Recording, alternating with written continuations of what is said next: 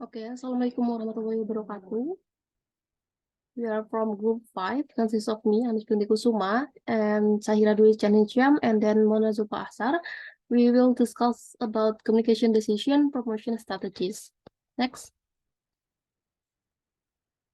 Okay, before we discuss in more detail about this material, we need to understand why communication is needed in marketing, especially global marketing. So why is communication needed in global marketing? This is because communication plays a role in establishing relationship and conveying the information needed by customer to make purchasing decision. And a well-designed communication mix not only conveys interesting information to customer, but it also designed to persuade customer to buy the product, baik itu untuk masa sekarang maupun di masa yang akan datang. Next. Nah, jadi dalam komunikasi itu ada beberapa proses yang dilalui. Nah, untuk ini untuk di feature 17.1 ini ada the shift from seller initiative to buyer initiative in buyer seller relationship. Jadi dalam proses komunikasi itu biasanya kita akan berpikir bahwa biasanya itu produsen yang melakukan penyampaian pesan kepada para audiensnya ataupun para customer sehingga dapat dikatakan produsen itu sebagai penggagas dari komunikasi. Namun ketika antara penjual dan juga pembeli itu sudah ada terjalin hubungan, nah di situ kemungkinan itu ada konsumen yang menjadi inisiator dalam proses komunikasi tersebut. Nah, jadi jika pembeli biasanya itu memiliki pengalaman pasca pembelian yang positif dengan penawaran yang diberikan pada satu kegiatan transaksi ataupun juga kesempatan, maka ini akan mendorong pembeli untuk melakukan pembelian lagi atau pembelian ulang di masa yang akan datang. Sehingga konsumen ini menjadi suatu menjadi inisiator dalam komunikasi tersebut. Jadi bukan lagi seller yang mengambil inisiatif tersebut. Seperti pada gambar yang ada di 17.1 tersebut. Next. Nah, ini ada key attribute of effective communication. Jadi dalam komunikasi yang efektif itu terdiri dari sender, message, communication channel, juga receiver ataupun juga audience. Nah, jadi seperti pada gambar yang di sebelah kanan itu, nah untuk melakukan komunikasi yang efektif itu pengirim pesan ataupun juga sender itu perlu memiliki pemahaman yang jelas tentang tujuan pesan yang ingin disampaikan, juga halayak yang akan dijangkau dan juga bagaimana halayak tersebut ataupun juga audiens akan menafsirkan dan juga menanggapi pesan yang disampaikan oleh sender tersebut. Nah, namun kadang audiens itu akan sedikit terganggu ataupun tidak bisa mentransmisikan dengan jelas apa yang disampaikan oleh sender karena adanya beberapa gangguan ataupun juga noise yang disebabkan oleh produk pesaing ataupun produsen lainnya. Misalnya produsen lainnya itu mengklaim hal yang serupa dengan apa yang diklaim oleh si sender tadi. Nah, jadi sender ini merupakan orang yang pihak yang mau menyampaikan pesan. Nah, untuk pesan itu pasti jelas apa yang mau disampaikan. Untuk channelnya itu merupakan media yang yang digunakan untuk menyampaikan pesan, dan juga receiver ataupun audiensnya itu merupakan pihak yang menerima pesan dari si sender tadi. Nah, dalam proses ini tuh ada faktor lainnya yang mempengaruhi dari communication proses, yang mana itu meliputi dari language differences sampai dengan competitive differences. Next. Nah, jadi untuk faktor lainnya yang affecting the communication situation itu yang pertama ada language differences, yang mana seperti yang kita tahu ya, jadi untuk bahasa yang berbeda itu akan menyebabkan pengertian yang berbeda juga. Jadi misalnya untuk slogan juga untuk iklan yang efektif itu biasanya memiliki arti yang berbeda ketika menggunakan bahasa yang berbeda. Karena itu perlu dilakukan translate dari bahasa yang sebelumnya itu menjadi bahasa yang sesuai dengan negara tujuan dari iklan tersebut. Nah, untuk economic differences itu biasanya berkaitan dengan tingkat ekonomi dari target audiensnya. Jadi biasanya kan di negara industri sama negara berkembang itu kan beda ya untuk tingkat ekonominya. Mungkin untuk negara yang industri ataupun juga negara yang lebih maju itu biasanya better menggunakan televisi, tapi untuk yang di negara berkembang itu kayak mereka tuh menggunakan radio tuh udah cukup tuh. Jadi perlu diperhatikan mengenai tingkat ekonomi yang berbeda antar tiap negara. Nah, untuk yang ketiga tuh ada socio cultural differences, yang mana untuk, ini meliputi dari dimensi budaya berupa agama, sikap, juga, kondisi sosial ataupun juga pendidikan yang ini, akan mempengaruhi cara individu dalam memandang ataupun juga, kayak menginterpretasikan, lingkungan dan juga, iklan yang disampaikan ataupun juga informasi yang disampaikan kepada mereka. Nah, untuk yang keempat itu ada legal legal and regulatory condition, yang mana seperti kita tahu ya, untuk peraturan periklanan baik itu, di lokal maupun di internasional tuh, akan mempengaruhi dari pilihan media dan juga konten materi promosi. Karena ada negara yang mungkin melarang untuk menggunakan media ini ataupun melarang untuk menggunakan, cara penyampaian informasi tertentu, seperti itu. Misalnya untuk produk tembakau dan juga minuman beralkohol itu biasanya kan itu paling banyak, regulasi yang mengatur mengenai produk tersebut, sedangkan untuk yang lain tuh tidak sebanyak itu. Nah, untuk yang kelima itu ada competitive differences, yang mana, karena banyaknya pesaing ataupun variasi dari, pesaing itu, berbeda antara satu negara dengan negara lainnya itu, misal dalam jumlah, juga dalam, ukuran, jenis produk, ataupun strategi promosi yang digunakan tuh, maka perusahaan tuh harus menyesuaikan, strategi promosinya dan juga waktu yang, tepat untuk melakukan promosi tersebut, seperti itu. Next next slide. Nah, selanjutnya itu ada communication tools yang mana, ini tuh consist of tools. Yang pertama itu ada one way communication and then ada two way communication. Nah, untuk one way communication tuh, bisa menggunakan advertising, public relation, dan juga sales promotion. Sedangkan untuk yang two way communication tuh bisa menggunakan direct marketing dan juga personal selling. Next. Nah, ini merupakan the major international advertising, decision. Jadi dalam penentuan ataupun, apa ya, pengambilan keputusan untuk melakukan advertising itu perlu melakukan, apa ya, perlu perlu melakukan proses-proses ini. Jadi yang pertama itu, mulai dari objective setting, terus juga budget decision, terus juga setelah itu, message decision, media decision, dan juga ada agency selection. Nah, selanjutnya itu setelah dilakukan, advertising tersebut, itu dilakukan yang namanya advertising evaluation tuh untuk mengukur apakah itu udah sesuai dengan, objective setting yang telah di-set di awal atau tidak. Next. Nah, jadi, nah seperti yang kita tahu ya, untuk advertising sendiri itu, biasanya menjadi hal yang banyak dilakukan oleh, perusahaan-perusahaan ataupun juga brand-brand, ataupun juga kayak pihak-pihak seller seperti itu. Nah, biasanya tuh banyak digunakan untuk barang-barang konsumsi yang mana, untuk sejumlah apa ya, sejumlah besar pelanggannya itu bervolume kecil yang dapat dijangkau dengan media massa. Seperti yang kita tahu untuk advertising itu kan bentuk one way communication. Jadi, biasanya tuh yang digunakan bentuknya itu adalah media massa. Nah, untuk, kayak persisnya tuh sama seperti yang dijelaskan barusan tuh, mulai dari objective setting, yang mana biasanya tuh untuk, objektif yang dimiliki oleh perusahaan tuh biasanya increasing sales from existing customer by encouraging them to increase the frequency of their purchases. Jadi, biasanya tuh mulai dari untuk pelanggan-pelanggan tetap yang sudah membeli membeli sebelumnya itu, biasanya tuh perusahaan tuh apa ya, melakukan iklan tuh untuk meningkatkan, frekuensi mereka dalam pembelian. Dan juga, bisa bisa juga untuk obtaining new customer by increasing customer awareness of the firm product and improving the customer corporate image among the new customer, group, seperti itu. Jadi bisa juga advertising ini dilakukan untuk, apa ya, untuk menarik perhatian dari, calon pelanggan ataupun juga pelanggan-pelanggan baru agar mereka tuh bisa lebih, aware terhadap adanya produk tersebut ataupun juga bisa meningkatkan, brand image mereka. Nah, setelah mereka tuh menentukan objective setting, itu masuk ke budget decision, yang mana untuk melakukan iklan tuh perlu disesuaikan dengan budget yang dimiliki oleh tiap, pihak ataupun tiap perusahaan. Nah, untuk, biasanya kan di teori itu biasanya semakin banyak kita, menghabiskan uang untuk melakukan iklan tuh semakin banyak yang, kita dapatkan dari hasil penjualan. Tapi pada kenyataannya untuk mencapai, advertising optimal itu apa ya, kayak sulit ataupun tidak mudah seperti itu. Jadi, dalam budget decision ini ada 3 pendekatan yang bisa dipilih. Yang pertama tuh ada affordable approach, yang mana, ini tuh menghubungkan pengeluaran iklan secara langsung dengan beberapa ukuran keuntungan ataupun juga, secara umum tuh terhadap penjualan.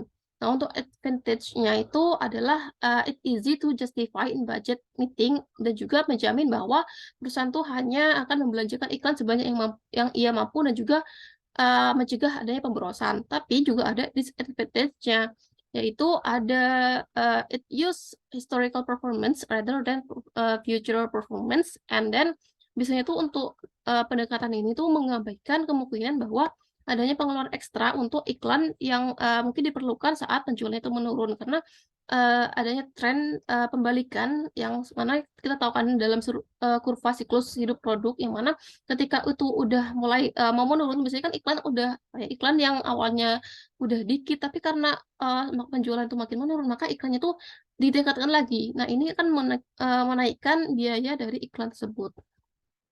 Nah, selanjutnya itu ada competitive parity approach, yang mana ini melibatkan perkiraan dan duplikasi jumlah yang dihabiskan untuk iklan oleh pesaing utama. Jadi, apa ya, kayak melihat pada kompetitifnya, apakah kompetitifnya itu melakukan banyak iklan dan juga seberapa biayanya yang dikeluarkan oleh kompetitif tersebut. Nah, selanjutnya itu ada objective and test approach, yang mana ini tuh dimulai dengan menentukan tujuan periklanan dan juga memastikan tugas yang diperlukan untuk mencapai tujuan tersebut. Tapi untuk menggunakan metode ini tuh perusahaan tuh harus memiliki pengetahuan yang baik tentang pasar lokal terlebih dahulu seperti itu. Nah, setelah menentukan dari budget decision, maka perlu menentukan dari message decision-nya. Karena ini menyangkut dengan keputusan tentang proposisi penjualan yang unik ataupun juga USP, sehingga ini akan membantu untuk menentukan apa yang perlu dikomunikasikan, terus juga apa yang ingin dicapai oleh perusahaan dari komunikasi tersebut, dan juga ya, kayak lebih mengetahui mengenai perilaku konsumen di negara yang bersangkutan. Nah, keputusan dari message decision ini akan mempengaruhi dan juga berimplikasi pada media periklanan, sehingga antara message decision dan juga media decision ini saling berkaitan satu sama lain. Nah, untuk media decision seperti yang telah dijelaskan sebelumnya, jadi ini merupakan media yang akan digunakan untuk melakukan kampanye iklan. Nah, sehingga untuk penentuan pengambilan keputusan dari media decision ini itu dilakukan bersamaan dengan message decision tadi. Nah, yang menjadi pertanyaan kunci dalam pemilihan media itu adalah apakah akan menggunakan mass communication ataupun juga yang secara langsung ataupun juga direct marketing. Nah, untuk media selection itu bisa bisa dipilih itu harus harus memenuhi beberapa kriteria. Yang pertama itu ada reach, yang mana reach itu merupakan jumlah total orang yang di pasar orang di pasar sasaran yang terpapar setidaknya satu iklan dalam jangka waktu tertentu. Jadi ini kayak berapa total orang yang dimiliki oleh bisa dijangkau oleh iklan tersebut. Yang selanjutnya itu ada frekuensi, yang mana itu merupakan rata-rata berapa kali dalam jangka waktu tertentu adanya potensi customer itu bisa melihat iklan tersebut. Terus ada juga impact, yang mana itu tergantung pada kesesuaian media dengan pesan yang disampaikan. Next.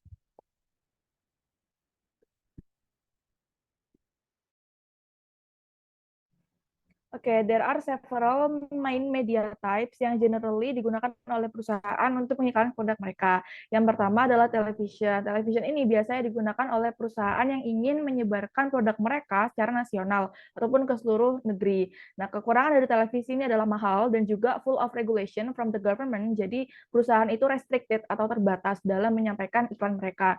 Kemudian yang kedua nih ada radio. Radio merupakan, tahulah ya, radio transmisi audio yang digunakan untuk menyebarkan suatu informasi. Nah, di radio ini kekurangannya adalah untuk marketing zaman sekarang itu kurang relevan karena udah ada jarang banget orang yang mendengarkan radio. Yang ketiga ini adalah newspapers. Nah, newspapers ini disadvantages-nya adalah karena perusahaan itu dalam menyebarkan produk itu kan pengennya dia dalam satu cakup langsung nasional ya. Akan tetapi dalam satu negara itu banyak banget koran-koran daerah yang mana misalkan koran daerah A itu tidak akan bisa mencapai koran daerah B, dan itu adalah obstacle yang harus dihadapi oleh perusahaan yang ingin mengiklankan produk mereka di newspapers.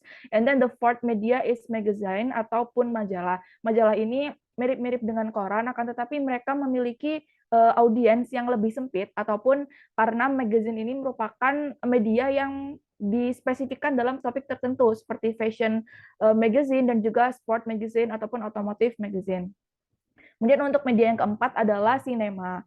Sinema ini biasanya ketika produk itu diiklankan di dalam suatu bioskop ataupun dalam suatu film yang mana perusahaan itu perlu membayar ataupun meng-hire dari pihak film ataupun pihak bioskop untuk mengiklankan produk tersebut. And then yang the last adalah outdoor advertisement yang di sini merupakan billboard ataupun poster-poster yang ada di jalan, dan ini termasuk juga transit advertisement ataupun iklan-iklan produk yang biasa kalian temuin itu menempel di bus ataupun di kendaraan transportasi lainnya. Next.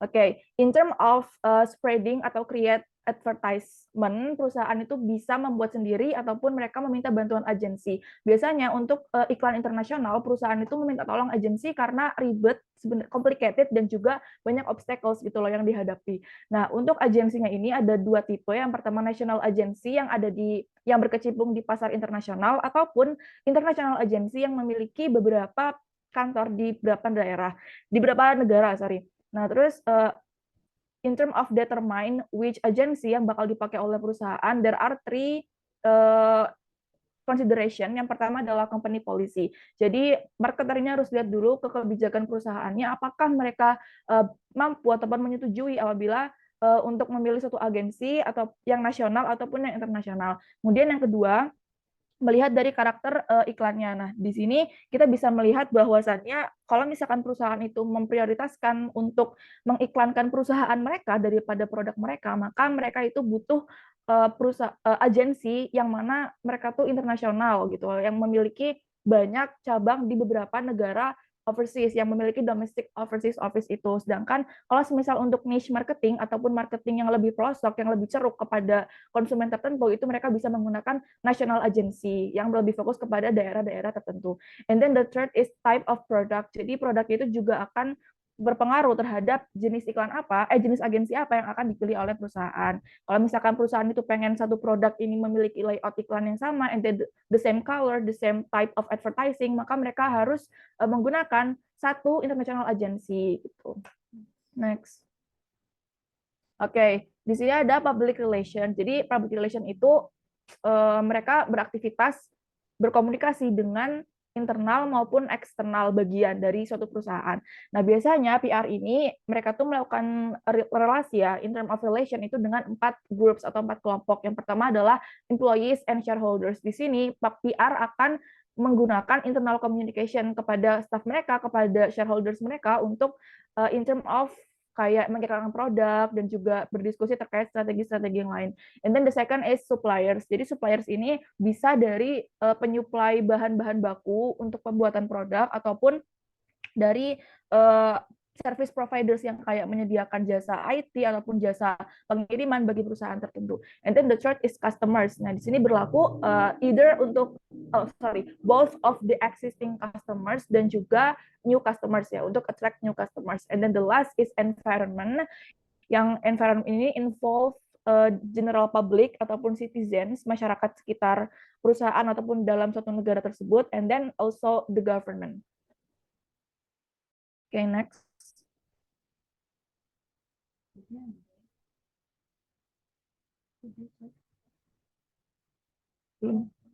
Oke, udah baru. Oke, kemudian yang untuk meningkatkan public relation atau meningkatkan PR dari satu perusahaan itu ada 3 cara. Yang pertama dengan menggunakan sponsorship. Sponsorship ini basically consists of 2. Yang pertama ada event sponsorship atau event marketing, dan yang kedua adalah cost related sponsorship atau cost related marketing.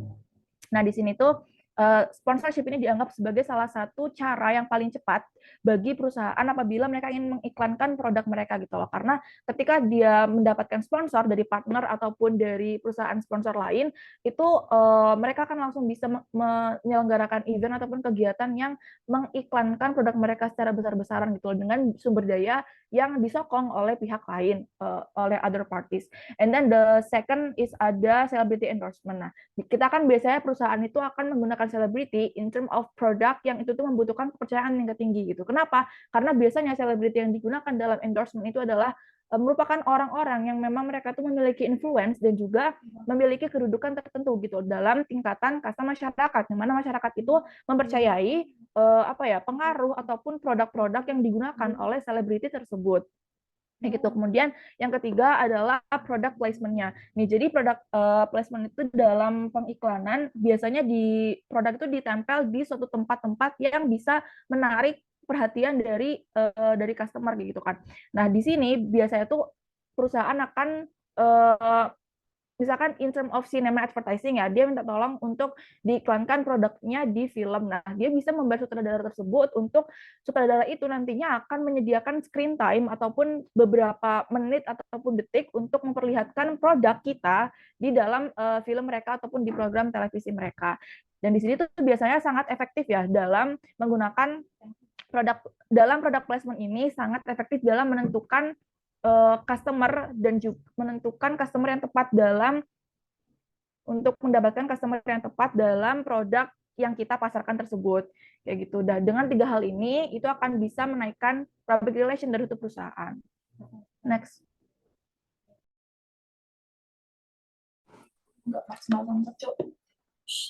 Okay, next, selanjutnya di dalam also there are sales promotion in communication tools. So guys, basically sales promotion ini tidak termasuk dalam kategori perikanan ataupun penjualan pribadi. Kenapa? Karena sales promotion ini berkaitan dengan activity below the line such as point of sale, display and demonstration, free trial, dan lain-lain. So we know that sales promotion is a short-term effort directed primarily to the consumer or retailer. Maka dari itu, terdapat beberapa cara untuk mencapai tujuan tersebut. Antara lain ada consumer product trial and immediate purchase, and then ada consumer introduction to the shop, and then ada encouraging retailers to use point of sale display for the product, and then ada encouraging shops to stock the product.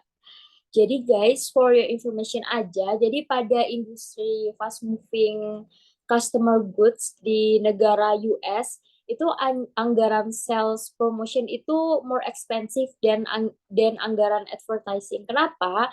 Karena sales promotion itu kan berkaitan dengan setiap piece barangnya. Jadi di sini perusahaan itu harus mengeluarkan anggaran yang cukup tinggi untuk memberikan beberapa sales promotion supaya produknya ini bisa dibeli oleh orang lain seperti itu. Nah, oke. Nah, di sini ada beberapa types of sales promotion. Jadi di sini apa ya? Ibaratnya yang tadi aku bilang kenapa sales promotion itu dia mempunyai anggaran yang lebih ekspensif. Jadi karena itu sales promotion itu merupakan sebuah price diskon atau ada juga berupa katalog atau bus, ada juga sampel, gift, dan juga sebuah apa ya jasa yang dikelola oleh perusahaan. Mereka selalu memberikan sebuah sales promotion yang berbagai macam seperti itu. Selanjutnya di sini ada direct marketing for communication tool. Jadi according to on visit and Saw, direct marketing is the sum total of activity by which product and service are offered to market segment in one or more media for informational purpose or to solicit a direct response from a person or prospective customer or contributor by mail, telephone, or personal visit. Nah, jadi direct marketing ini intinya dia ini akan memudahkan konsumen untuk berbelanja karena namanya direct marketing di mana di sini konsumen bisa berkomunikasi secara langsung tanpa adanya perantara untuk melakukan sebuah pembelian padaku. Nah, contohnya apa aja sih? Misalnya, itu face-to-face selling. Itu kita udah biasa banget ya sama face-to-face selling. Misalnya kalian melakukan selling di sebuah mall secara langsung, itu bisa. Terus juga ada direct mail marketing. Kalau misalnya kalian langsung dapat mail secara langsung pada perusahaan tertentu yang menawarkan sebuah jasa atau produk. Bisa dari katalog marketing, telemarketing, online channel, atau juga social media channel. Oke, selanjutnya di sini ada personal selling. So, personal selling is a two-way communication process with immediate feedback and relatively less noise. Jadi, personal selling ini merupakan sebuah cara yang efektif dalam menjual produk, tapi mereka membutuhkan sebuah biaya yang mahal dalam melakukan personal selling ini. It is used mainly to sell to distribution channel, member, and in business to business. Jadi biasanya digunakan perusahaan untuk sebuah B2B market. Namun, personal selling ini also used in some consumer market. Contohnya seperti sebuah penjualan mobil, itu mereka biasanya melakukan personal selling, dan juga ada di beberapa negara labor costs are very low, and here personal selling will be used to a greater extent than in a high cost country.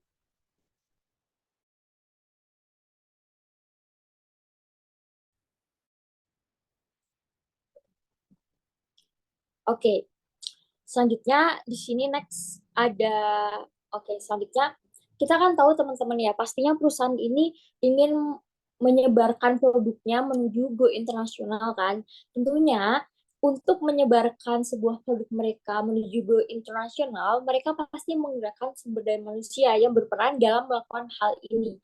So, berbicara tentang international market, the International Sales Force Organization is firm often organize their sales force similarly to their domestic structure, regardless of the differences between one country and another.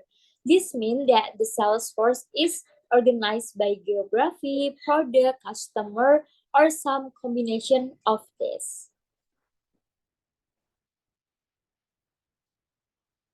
Oke, jadi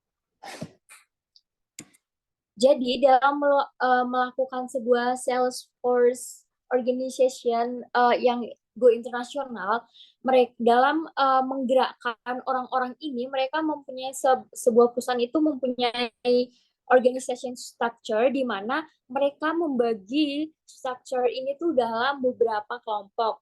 Mereka bisa membagi pertama itu dari geografiknya. Jadi gimana faktor favoring size of organizational structure-nya bisa dinilai dari distinct language or culture. Jadi mereka akan menyesuaikan dari kultur atau district language dari daerah tersebut seperti apa gitu.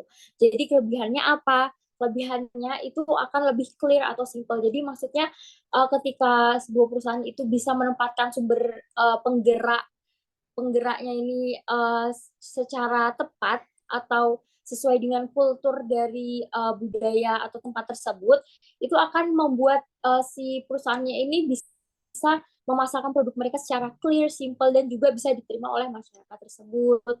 Tapi tentunya ada kekurangan juga, jadi breadth of customer and breadth of product. Terus kita juga bisa lihat dari sisi produk. Faktornya ada established market, broad product lines, dan kita juga bisa lihat dari sisi customer-nya bagaimana, and then sisi combination. Jadi combination ini menggabungkan dari geographic, product, customer. Jadi kita tahu large sales volume-nya gimana, large development market gimana, and then advantage-nya misalnya maksimum flexibility, jadi mempunyai fleksibilitas yang tinggi, terus juga travel expenses, and then disadvantage-nya tentunya juga ada. Di sini ada complexity, jadi dia lebih kompleks, dan juga sales manajemennya pastinya lebih sulit. Nah, next, di sini ada international advertising strategies in practice. Jadi, praktik dalam strategi periklanan internasional. Tentunya dalam melakukan sebuah strategi periklanan internasional terdapat tantangan yang harus dihadapi oleh perusahaan. Jadi di sini dibagi menjadi dua tantangan, teman-teman. Jadi ada tantangan the creative challenge and the implementation challenge. Jadi the creative challenge ini creating global campaign concept that meet the global brand and is adaptable for local market needs. Jadi dalam melakukan sebuah advertising internasional, kita kan pasti membuat sebuah perusahaan pasti membuat creative challenge atau konsep yang kreatif ya. Nah, di sini ada beberapa hal yang perlu diperhatikan gitu oleh perusahaan. Misalnya pertama dari sisi image-nya. Nah, di sini uh, setiap setiap daerah tuh mereka mempunyai sebuah ciri khas yang berbeda-beda. Jadi ketika sebuah perusahaan itu um, membuat sebuah iklan, mereka harus sangat berhati-hati pada sisi gambar karena ada beberapa beberapa daerah yang mereka sangat sensitif akan hal itu. Terus juga bisa dilihat dari segi humor. Nah, nggak semua daerah itu memiliki sisi humor yang sama. Jadi di sini pastinya perusahaan juga harus memperhatikan dari konsep humor yang mereka bikin. Selanjutnya dari animals, membuat sebuah iklan di mana anak kecil sedang bermain dengan anjingnya. Nah, di sini mungkin di beberapa negara itu ini nggak masalah. Tapi kalau di Middle East atau di Timur Tengah, hal ini bisa menjadi masalah karena ini bisa menyinggung masyarakat lokal mereka. Terus dari segi metaforsnya gimana, colorsnya gimana, and traditionnya juga bagaimana gitu. Jadi intinya kalau misalnya kita sebuah perusahaan ingin mencari aman dalam melakukan the creative konsep ini, mereka harus melakukan sebuah konsep cara universal atau dapat secara umum sehingga sebuah advertising internasional mereka buat ini dapat diterima oleh masyarakat lokal. Selanjutnya, tantangan lainnya itu bisa dilihat dari the implementation challenge. So, the implementation the implementation challenge is this requires a specialist skill set and smart technology and system. It also needs a certain kind of focus, determination, and attitude, and forward thinking agile project managers to oversee and drive project to success. Jadi, a focus on implementation right from the start is key to global market success. Jadi tentunya di sini there are four main elements to consider when implementing a global campaign. Jadi pertama dari roles and accountabilities-nya. Jadi kita harus ensure that the right people are on the team and that everyone know what they are doing. And then dari segi define budget. Jadi harus dari budgetnya itu juga harus jelas. The global marketing manager should ensure that the marketing teams are aware for the budgets. And then dari segi global creative briefnya, jadi harus punya good briefing juga supaya the implementation of international advertising-nya ini juga bisa berjalan sesuai dengan rencana. Terus juga dari segi clear project management and communication, semuanya itu harus tersusun dan juga harus based on manager dan juga tim kreatif mereka, sehingga tidak ada yang namanya miskom dalam menjalankan project implementation international advertising ini. Oke, and then the last di sini ada sebuah study case. Jadi di sini ada there are different between advertising for Lego. You can see in the left there are gambar advertising Lego yang digunakan di Far East, dan juga di sebelah kanan itu gambar advertising Lego yang ada di Eropa. Jadi kita bisa lihat nih di sini terdapat perbedaan sebuah negara dalam melakukan sebuah periklanan internasionalnya. Kalau misalnya kita lihat di Far East, dia itu menggunakan bahasa Inggris ya dalam iklannya. Karena apa? Karena kebanyakan dari penduduk sana itu mereka sudah menggunakan bahasa Inggris dan penduduknya sudah mengerti bahasa Inggris. Jadi bahasa yang digunakan pun bukan bahasa daerah dari daerah tersebut gitu. And then kalau kita bisa lihat nih dari sisi sebelah kanannya, di Eropa itu mereka kan terbagi dalam beberapa daerah ya, seperti ada Hong Kong, Taiwan, dan Korea. Jadi mereka tuh tidak mengerti bahasa Inggris. Jadi mereka menggunakan bahasa sesuai dengan negara mereka itu di daerah mereka itu gitu. Dan juga kita bisa lihat dari segi gambarnya, mereka juga menggunakan sebuah konsep yang berbeda, di mana hal ini disesuaikan dengan sesuai dengan disesuaikan dengan masyarakat lokal mereka gitu. Dimana kalau misalnya kalau yang Eropa ini mereka menunjukkan kreativitas yang bisa dihasilkan anak tersebut dalam menghasilkan Lego gitu. Okay, guys, this is the last slide. Hope you can understand for our material. Last but not least, Assalamualaikum warahmatullahi wabarakatuh.